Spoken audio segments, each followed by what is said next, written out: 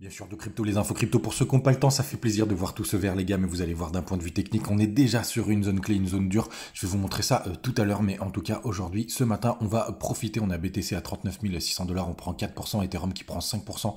On est aux portes des 3000 dollars et les gros performeurs, on a le Missile Sol, ADA et aussi notre ami Avax qui prennent quasiment 10% en moyenne sur ces trois cryptos. Donc c'est vraiment plutôt sympathique. On voit tout de suite que les dossiers solides reprennent tout de suite de la force et on a TRX qui prend même jusqu'à 20%. Il y a dû y avoir une news, j'ai pas forcément vu passer. On a aussi Matic et Atom qui nous font des très belles poussées. Les gars, quand on va en daily, ce que je voulais vous montrer, c'est que ça y est, on est déjà sur une zone assez clé avec ce canal long terme.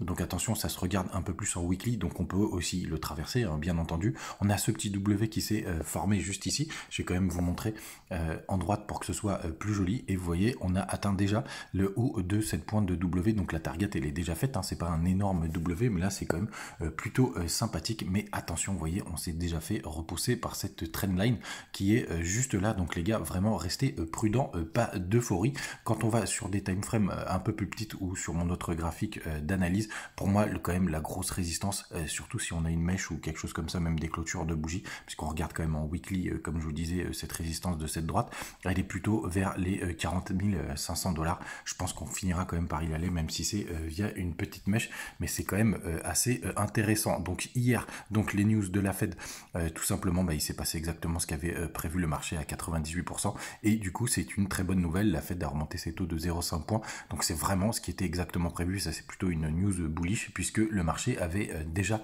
anticipé ce résultat, et comme je vous le disais hier, seule une catastrophe ou une augmentation supérieure aux attentes pouvait faire cracher les taux. Sinon les gars, du côté donc de la bourse traditionnelle, pour le coup il y a aussi eu un joli rebond du côté du SP500 et du Nasdaq, et on a le DXY, le dollar, qui commence à retracer un petit peu. Alors c'est pas encore, on est encore sur des zones assez complexes, mais vous voyez, on a quand même les premières bougies rouges. Mais attention les gars, c'est pas un signe de retournement pour le moment. On est quand même sous une grosse résistance, même si le dollar finit par passer. Évidemment, ça peut pas se faire comme dans du beurre. Sinon les gars, les questions du jour. Donc notre ami Damien Beckman qui me demande ce que je pense de FTM et de Matic. On va regarder tout de suite sur les graphiques, tout simplement. Alors du côté de Matic, moi sachez que j'ai un petit seum sur Matic parce que je devais rentrer dessus il y a quelques temps, au tout début du bull run, et mon ordre n'a jamais été exécuté, hein. On était vers les 3 centimes et moi je l'avais posé un peu trop bas, mais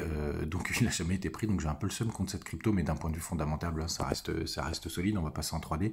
Pour moi, on peut aller rapidement aller chercher cette grosse résistance ici, hein. On va pas monter tout droit, ou pourquoi pas notamment avec des cryptos comme ça, mais ça reste quand même un projet qui est plutôt pas mal, mais qui risque quand même de souffrir à partir du moment où il y aura Ethereum 2.0. Je vous laisse vous renseigner sur la part d'un point de vue fondamental, mais en tout cas il y a pas mal de choses encore à faire du côté de Matic. Mais FTM, je le trouve beaucoup plus intéressant parce qu'on a vraiment atteint vous voyez ce magnifique M là, c'est assez impressionnant. Qu'est-ce que c'est moche, mais on a atteint des grosses zones des grosses zones de retracement de Fibo, là les 0,786. Là on est encore en dessous. On essaye de passer au-dessus, là on est en 3D, je vais passer en daily. Pour le coup, on a eu un petit W juste là, donc ça c'est plutôt intéressant. Et après, vous allez quand même avoir pas mal de résistance, même si comme d'habitude les gars, on n'est pas sûr de monter trop droit, on est vers les indices, donc ça reste un projet qui est plutôt pas mal, avec des frais très réduits. Et d'ailleurs, pour ceux qui le savent, l'ICO de Punchword, vous avez toujours sur mon Linktree, et je vous le laisserai en description, l'ICO de Punchword, le réseau décentralisé, le réseau social décentralisé qui se lance, et sur FTM, donc c'est assez intéressant de tenter des petits projets ou des projets même qui sont sur cette nouvelle blockchain. N'hésitez pas à aller jeter un œil si vous souhaitez participer à cette ICO pour ce réseau social qui est déjà fonctionnel. Faites attention à vous, passez une bonne journée, et les gars, on reste connectés. À demain.